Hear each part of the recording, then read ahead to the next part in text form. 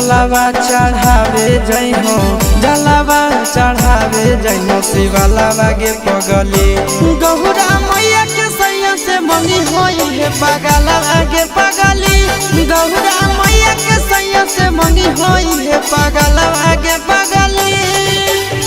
जलावा चढ़ावे जई हो, जलावा चढ़ावे जई हो शिवालावा गे पगली। गौरा मैया के सैया से मंगी होई है पगलावा गे पगली। गौरा मैया के सैया से मंगी होई है पगलावा गे पगली।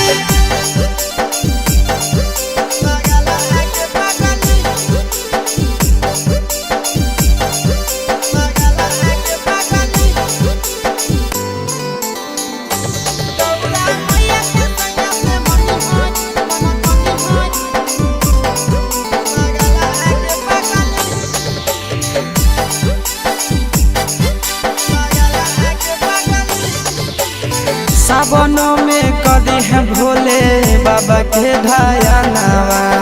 सातो जन्म हमरे के मानी है सजनावा।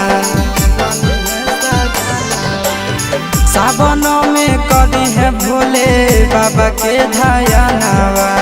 सातो जन्म हमरे के मानी है सजनावा। पूजी हो चरनिया, पूजी हो चरनिया मतवालावा के पगली। गौरा मैया के सैया से मंगी है पगलावा गे पगली। गौरा मैया के सैया से मंगी है पगलावा गे पगली।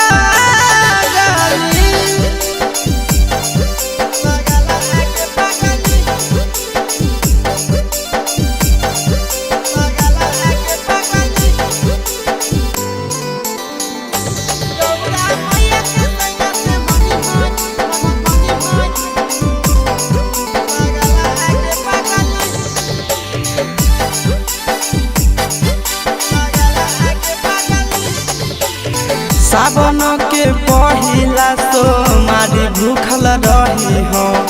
दिलावा के बतिया भोले बाबा जी से कही हो। सावन के पहिला सोमारी भूखल रही हो। दिलावा के बतिया भोले बाबा जी से कही हो। बतिया चिंटू आशीष के बतिया तू रखी हो, खाया लावा